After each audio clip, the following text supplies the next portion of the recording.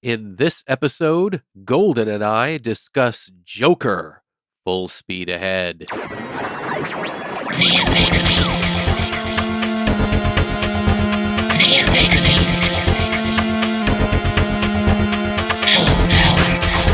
Welcome to the Omega Beam number 52. I'm your host, Oren Merton, and this episode is actually a long time in coming. We saw Joker opening weekend, but life got in the way, and we haven't been able to get the podcast together until this weekend. For those of you who follow me on Twitter or Instagram, you know that I've had a dog that had surgery and lots of post-care, so these things sort of take priority. Now, for those of you who haven't seen Joker, this is a very spoiler-filled discussion. So if you're going to see the movie, and this isn't a movie for everybody, but if you're going to see the movie, see it first and then enjoy the discussion. Or if you don't mind spoilers, then nothing to worry about here. So without further ado, here we go. I am here with Golden to talk about Joker. So I think the first thing to say, it's been out a few weeks now, so everyone probably knows this, but this is really not a standard superhero action movie at all. No, not at all. This is really its own thing. It's made to look like kind of a 70s Scorsese type movie, which is a little ironic considering Scorsese originally was tied to this film. I don't think he continued his involvement, but around the time it came out, he infamously made a statement that he thought the Marvel movies were not cinema, but theme park rides. So one wonders what he thinks about this, which is a legitimate character study in the 70s dramatic vein, not an action movie per se. I certainly don't think you could call this movie a roller coaster, that's for sure. So what'd you think? I thought it was excellent. I think Joaquin Phoenix did an excellent job. I think he took the role and he really ran with it. And I don't think it was just about what he was saying or how he was saying it, but the fact that he was looking as malnourished as he was. Absolutely. It wasn't just he looked malnourished. He would face his back to the camera, arch his shoulders forward to really draw attention to the fact that you could see his rib cage, right, and his spine and the bones, and through that make the audience uncomfortable for him. Absolutely. And I think it's interesting in that context because before the movie came out, there was a real controversy and a real fear that this movie was going to incite violence, that people were going to be inspired by the Joker to go out and commit mass murder. In fact, I just read on Wikipedia in doing research for the podcast that I guess the U.S. Army sent out an email saying to be on the watch for violence at these screenings because they were afraid that people were going to be so inspired and excited by the Joker that they would go out and start mass killing.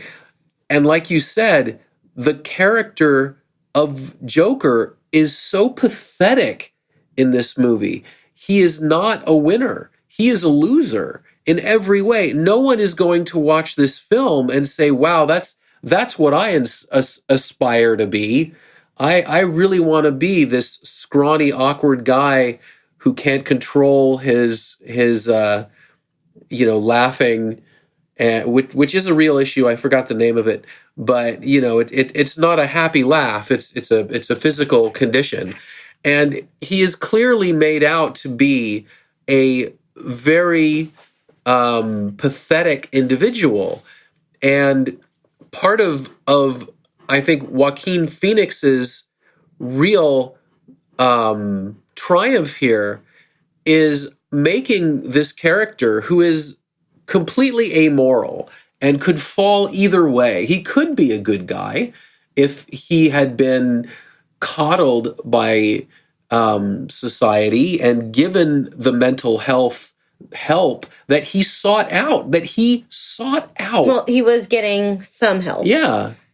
from the social worker, Mhm. and he thought the social worker wasn't listening to him. Right. And in fact, it wasn't necessarily that she wasn't listening to him, is that she was caught in her own shit. Right. And therefore was seeing these are my constraints and doing the minimum to kind of help Exactly. those around her. So I might butcher this, but pseudobulbar Mhm. is it affects the nervous system. It's a nervous system disorder that can make you laugh, cry, or become angry without being able to control it when it happens. Yeah. So that's probably what it was. Yeah. Yeah. So you're talking about the Army and how they had this notice. And I know that we read something about AMC theaters were going to beef up their security. And we went to go see. That didn't happen. We went to go see this at 4:00 in the afternoon. On a the Sunday. weekend. 4:00. Yeah, sorry, Yeah. on a Sunday. We went to go see this at 4:00 in the afternoon on a Sunday, and we also went to go see it in the Dolby Cinema Theater, Mhm. which has the recliner seats. And I would say it was about halfway through the movie that all of a sudden, sounds about right. from somewhere in the front, it was right behind the wall thing, someone starts laughing and making noises. And a few minutes later, the guy gets up, starts to walk out, and says some profanity on the way out. And I'm thinking, do I let it go? Do I get up out of my seat and do something? So I, unfortunately, had to interrupt other people's experience to leave the theater. Left the theater, couldn't find anyone at first. Found one person, pointed out the guy to that person because security wasn't nowhere to be seen. Right. And he was harassing a couple of people in the lobby. I just was like, well, you got to kind of watch him. And she went to go tell someone and took her eyes off him. And he went into the theater next door. So I had to wait and tell her, hey, that's where he went. So it didn't seem like security was ever present the weekend that Definitely the Joker not. opened, at least not at 4:00 in the afternoon. Right. So that was a little disappointing. I missed about 5 minutes in the movie. Yeah, I'd say 5 minutes. So I think it was when things started to ramp up too. Right. The movie was definitely very stylized, but not in the sci-fi comic book superhero way. It was very much designed to look like a 70s drama. The cars looked 70s. The buildings looked like they were dirty and hadn't been kept. It had definitely that sort of street-level 70s drama look to And it. I'm going to skip back from Okay. something else that you said, in terms of pathetic. You have a character, Arthur, who honestly, he enjoys his job. He enjoys being that clown. Yeah. And when these kids take the sign, he knows the sign is important and he wants to get the sign back. And he's blamed for it. He's not really given a chance to really explain. Right. He's not given a voice. Right. He has very little, I think the buzzword for this time is agency. Right. So that, and he's taken advantage of. The other clown's Yeah. like, oh, hey, here's a gun. And Arthur, not knowing better, he takes it. Right. Because he's easily manipulated by those around him, Sure. especially his mother. Yeah, well. Yeah, that's another thing. I can't imagine too many people saying, wow, I really want to be this guy who's not only pathetic and weak and has no agency and everything, but also has a pretty obviously borderline, at least incestuous relationship with his mother. That's what I want. I really can't imagine this being the kind of character, and it hasn't inspired any violence, but I certainly think that the fear, for those who are not in the United States, you may not remember, but when the movie Dark Knight Rises came out, I think in 2012, there was a guy who walked into a theater in Aurora, Colorado, and he did shoot up a theater dressed as the Joker. And so I think that played into this fear that this movie was going to have that effect. But this is not a character in any way romanticized. It was a very unflinching, unblinking look And I think not just what makes a person go crazy, but what happens when society doesn't care and just lets people who have legitimate issues fall through the cracks. What happens? And the answer is things go bad. Things go really bad. And he's got this imagination, and I was totally drawn into the Sophie character. Sure. Maybe spending time with him. I was like, okay, at first I was like, wow, she is really understanding and really patient. Right. And so when it's obvious that all of that has been just in Arthur's mind, right, it makes a lot of sense. Which is such amazing storytelling. I wrote a thesis a long time ago on the unreliable narrator.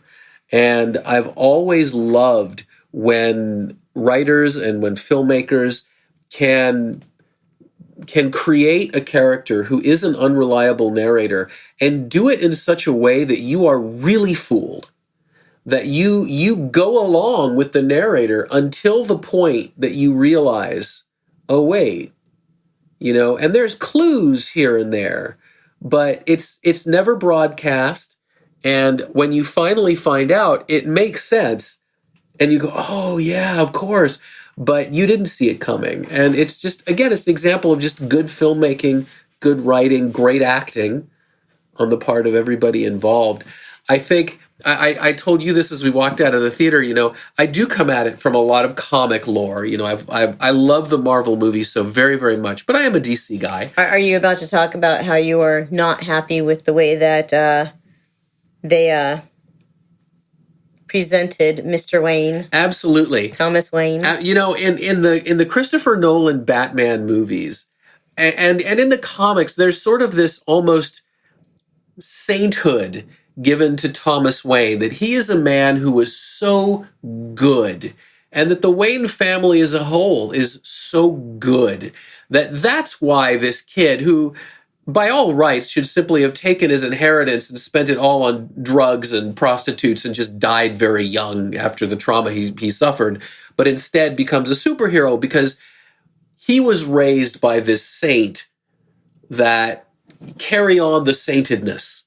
And so he does. And Thomas Wayne in the Nolan movies, they even, when he first finds the Batcave, Alfred tells him, this was built, by your great-great-grandfather as part of the, part of the Underground Railroad. This family is so good. They rescued slaves. I mean, they were just good through and through. And in this movie, they kind of make Thomas Wayne into a dick. He's a bit of a dick. Well, see, and that's how you took it.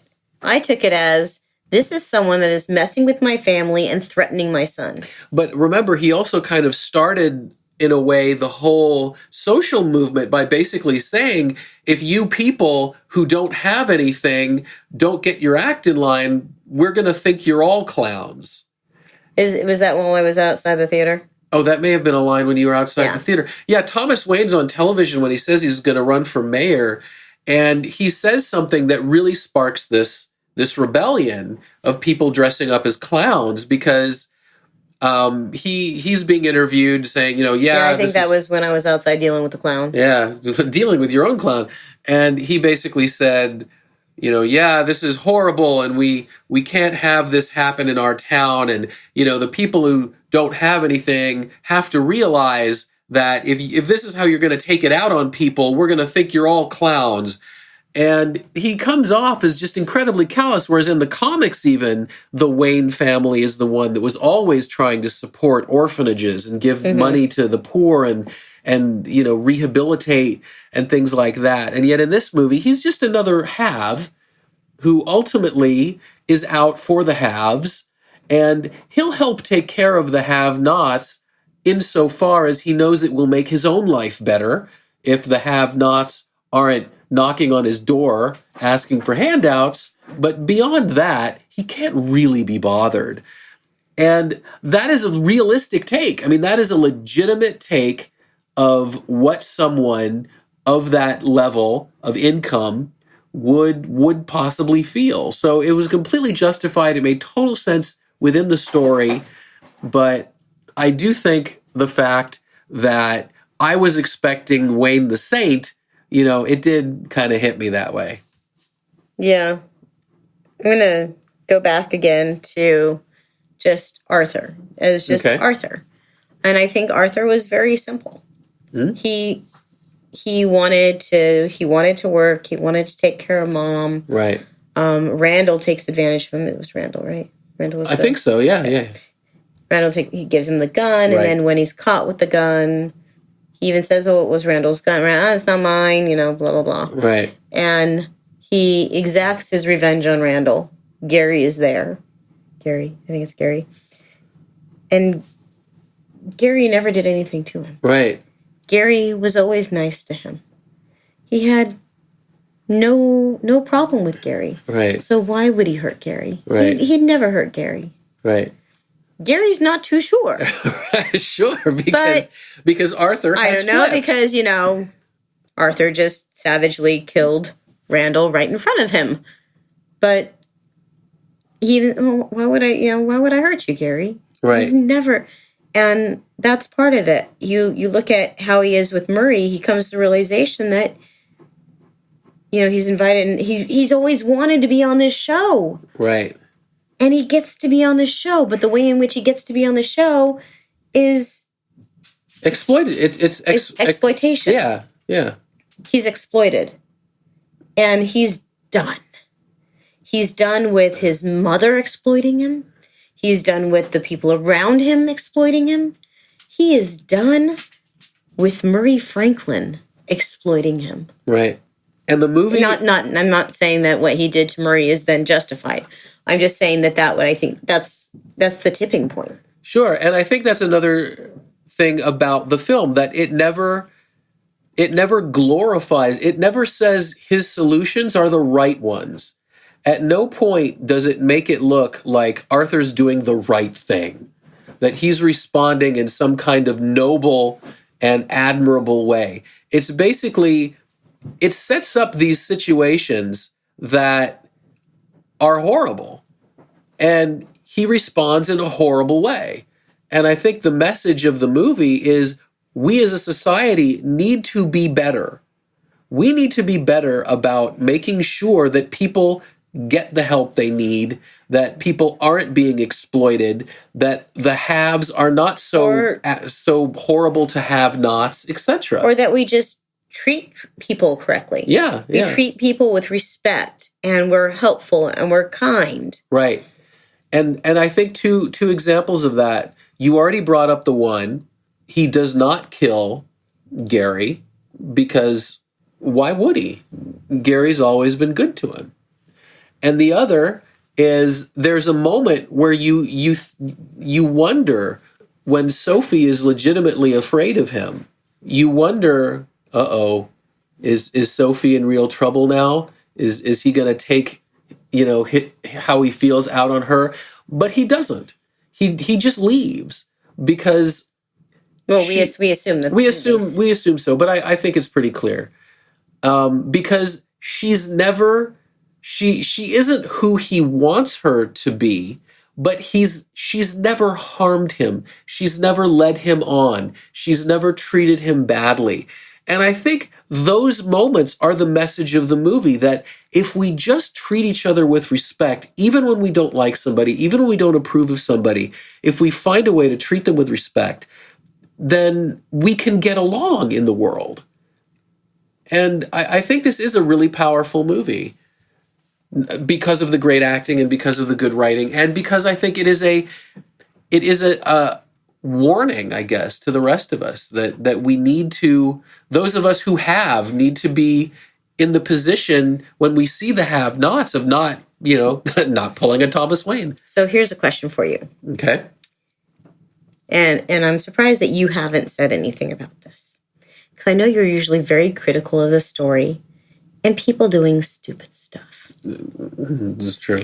If Arthur tells the two cops, right, I'm going to be on Murray Franklin. Mm-hmm. He tells Gary, I'm going to be on Murray Franklin. Uh-huh. Doesn't he tell Gary? I think he does, yeah. And it's been a couple weeks. And the cops don't show up at Murray Franklin.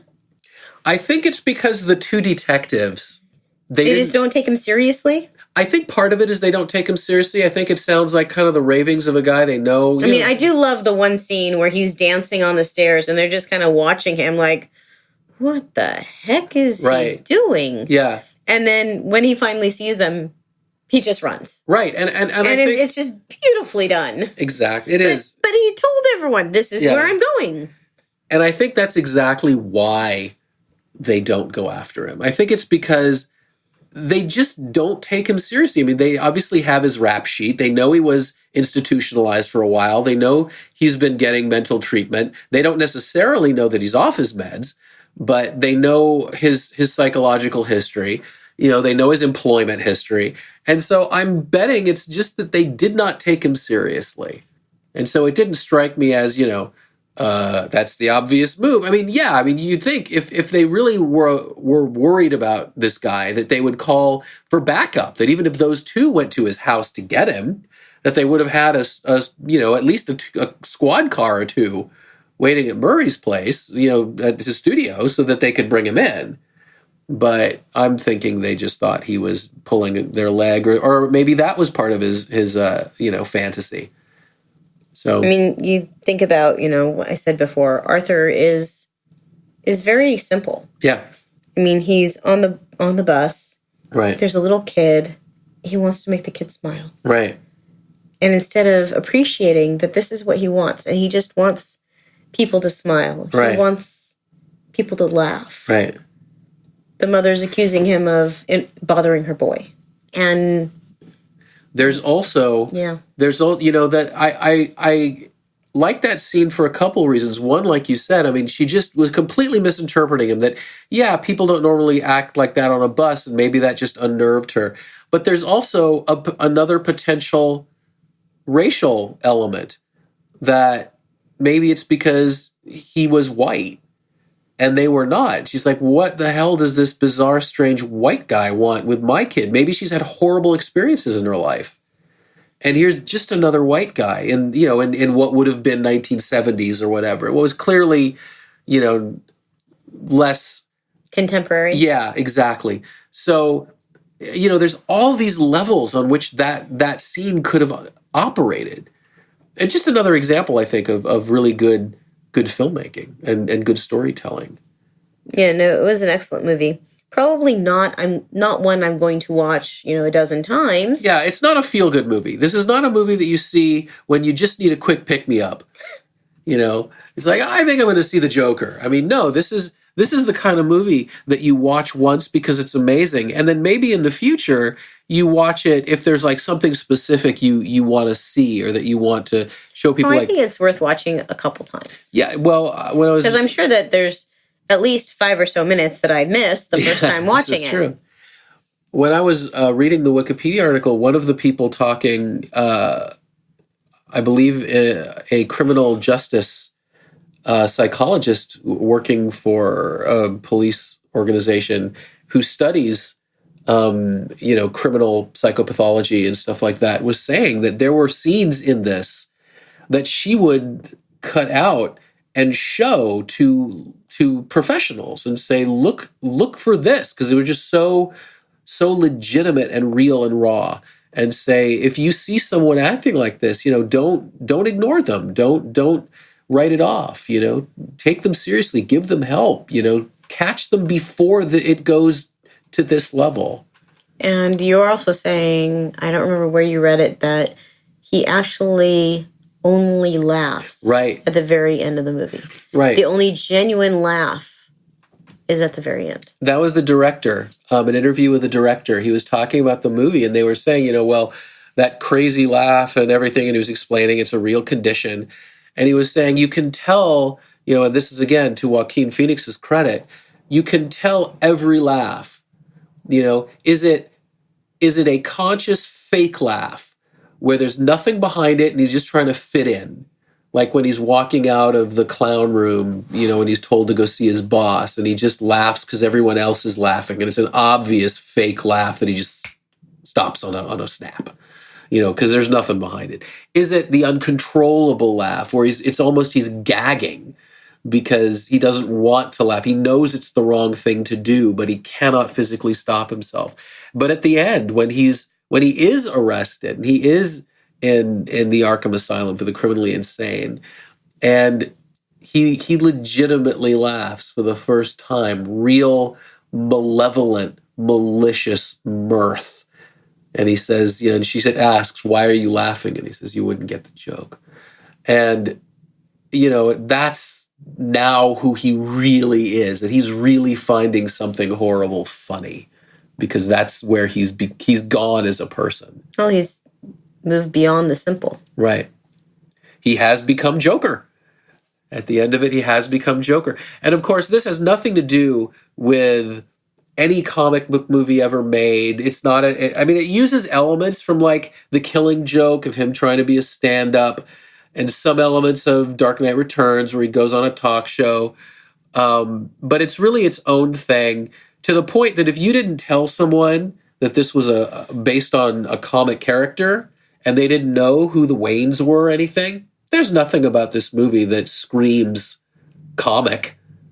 It's just a independent drama that just happens to use as source material as a comic. They were asking the director, Todd Phillips, about that, and he said, well, this doesn't even need to really be the Joker that you've seen fighting Batman, because obviously this Joker is like 30-some years older than Bruce Wayne, and if he would be in the 60s when Bruce Wayne is active as Batman. He said this guy could just be, if you wanted this to be part of continuity, then this could just be the guy who inspires the villain that ultimately goes up against the Batman. There's ways to work it out, but really, this was done as a complete standalone. Although, because it's so successful, they're saying this may be an R-rated movie that actually makes in the neighborhood of $1 billion.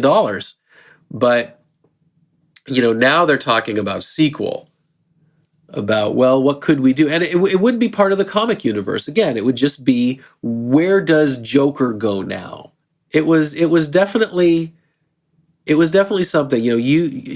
Golden, that I was not excited about this movie when I heard it was being made. I was like, we don't need an origin story of the Joker. One of the great things about Heath Ledger's Joker and The Dark Knight was he kept reinventing his origin story every time he was talking to somebody new. You want to know how I got these scars? He says it like 2 or 3 times. In a way, that makes the Joker more interesting when you have no idea where he comes from. So I was looking at it from a comic book prism, saying we don't need this movie. But having seen it, I think it was really a movie worth making and a really great movie. Yes, definitely. Well, thank you, Golden. You're welcome. And that's it for this episode. You can find the show notes at theomegabeam.com/52. If you like this episode, please leave a review in the Apple Podcasts app or wherever you listen to podcasts. Reviews help people who might be interested in this find the podcast.